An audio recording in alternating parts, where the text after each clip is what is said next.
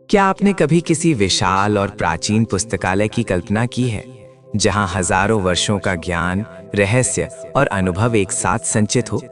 जरा सोचिए कि आप एक ऐसे दिव्य पुस्तकालय में प्रवेश कर रहे हैं जहां अनगिनत अलमारियों में सजी पुस्तकें केवल शब्दों का संग्रह नहीं है, बल्कि पूरी मानव सभ्यता की आत्मा को अपने भीतर समेटे हुए हैं। जहां हर पन्ना किसी गहरे रहस्य का द्वार खोलता है, हर श्लोक जीवन के किसी अनदेखे सत्य को उजागर करता है और हर अचार हमें ब्रह्मांड की उस गहराई तक ले जाता है जहां से सृष्टि की शुरुआत हुई थी। ये कोई साधारण पुस्तकालय नहीं है, ये है सनातन धर्म का दिव्य ज्ञान भंडार, हिंदू धर्म ग्रंथों का वो विशाल संसार जिसने हजारों वर्षों से मानवता को मार्ग दिखाया है। एक ऐसा ज्ञान जो केवल पूजा पाठ या परंपराओं तक सीमित नहीं है, बल्कि जीवन जीने की कला, कर्तव्य का महत्व और आत्मा की सच्ची पहचान सिखाता है। आज इस यात्रा में हम इसी अद्भुत ज्ञान संसार की गहराई में उतरेंगे, ये समझने की कोशिश करेंगे कि वेद क्या है, इनका महत्व क्या है और क्यों आज भी करोड़ों लोग इनकी शिक्षाओं से अपने जीवन को दिशा देते हैं। लेकिन इस विशाल ज्ञान सागर को समझने से पहले हमें उसके दो सबसे महत्वपूर्ण स्तंभों को समझना होगा, श्रुति और स्मृति। संस्कृत में श्रुति का अर्थ है जो सुना गया हो। सनातन परंपरा के अनुसार श्रुति वो दिव्य ज्ञान है जिसे प्राचीन ऋषियों ने गहन ध्यान और तपस्या की अवस्था में अनुभव किया। ये ऐसा ज्ञान माना जाता है जो किसी मनुष्य द्वारा रचा नहीं गया, बल्कि ब्रह्मांड में पहले से विद्यमान शाश्वत सत्य है। ऋषियों ने उसे सुना, अनुभव किया और फिर पीढ़ी दर पीढ़ी उसे आगे बढ़ाया। दूसरी ओर स्मृति है, जिसका अर्थ है जो याद रखा गया हो। स्मृति वे ग्रंथ हैं जिन्हें ऋषियों और विद्वानों ने इसीलिए लिखा ताकि श्रुति में छिपे शाश्वत सिद्धांतों को सामान्य मनुष्य अपने दैनिक जीवन में समझ सके और उनका पालन कर सके। यदि श्रुति को ब्रह्मांड का अपरिवर्तनीय सत्य कहा जाए, तो स्मृति उस सत्य को जीवन में उतारने का व्यावहारिक मार्ग है। श्रुति हमें सत्य का दर्शन कराती है और स्मृति हमें सिखाती है कि उस सत्य के साथ जीवन कैसे जिया जाए। और इसी श्रुति के केंद्र में स्थित है वेद, सनातन ज्ञान का सबसे प्राचीन और सबसे पवित्र स्रोत।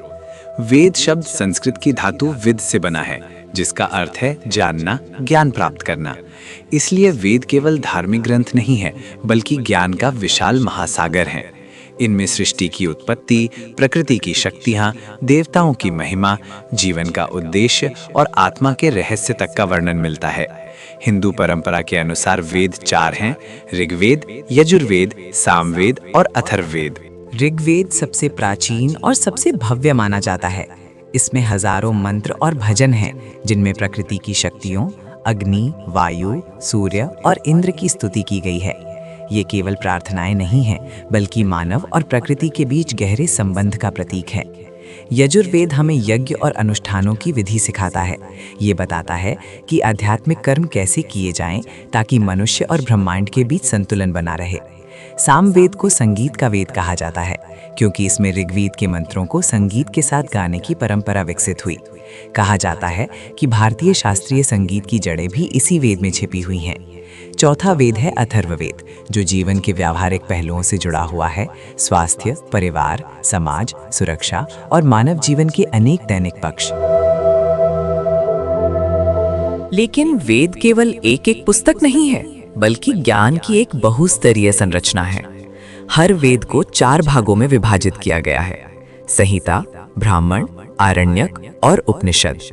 संहिता में मूल मंत्र और भजन हैं, जो वेदों की आधारशिला है। ब्राह्मण ग्रंथ इन मंत्रों के प्रयोग और अनुष्ठानों की विधि समझाते हैं। इसके बाद आते हैं आरण्यक, वे ग्रंथ जो उन साधकों के लिए थे जो संसार के शोर से दूर जंगलों में जाकर जीवन के गहरे अर्थों पर चिंतन करते थे। और अंत में आते हैं उपनिषद, जिन्हें हिंदू दर्शन का सबसे अनमोल रत्न माना जाता है। उपनिषद हमें बाहरी कर्मकांडों से परे ले जाकर जीवन के सबसे गहरे प्रश्नों से सामना कराते हैं। मैं कौन हूँ, आत्मा क्या है और इस ब्रह्मांड का अंतिम सत्य क्या है। उपनिषद हमें ये अद्भुत विचार देते हैं कि आत्मा और ब्रह्म अलग नहीं है, बल्कि दोनों एक ही परम सत्य के रूप हैं।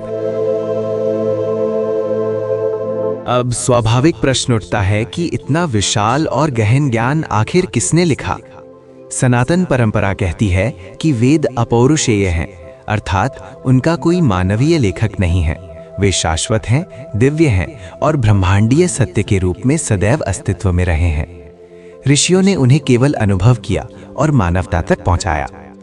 लेकिन समय के साथ ये ज्ञान इतना विशाल हो गया कि उसे व्यवस्थित करना आवश्यक हो गया।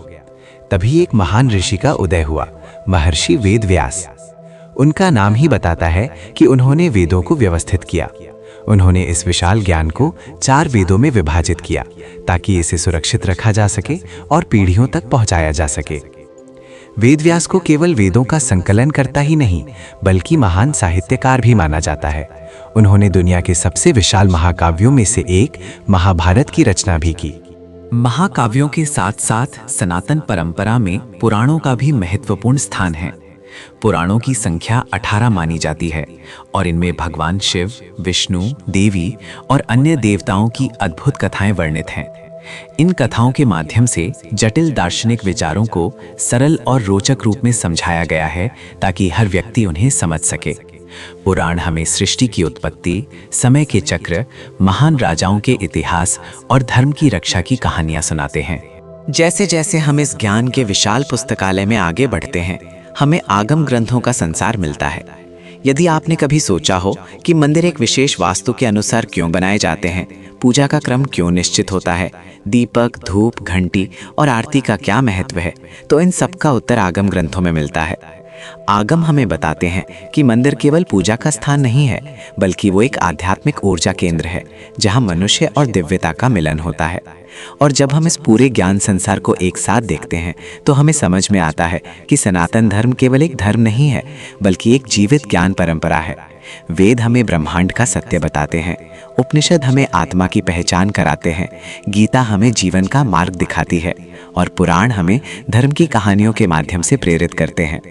यही कारण है कि हजारों वर्षों बाद भी यह ज्ञान आज भी उतना ही प्रासंगिक है जितना प्राचीन काल में था, क्योंकि सत्य कभी पुराना नहीं होता और सनातन ज्ञान भी नहीं। हर हर महादेव।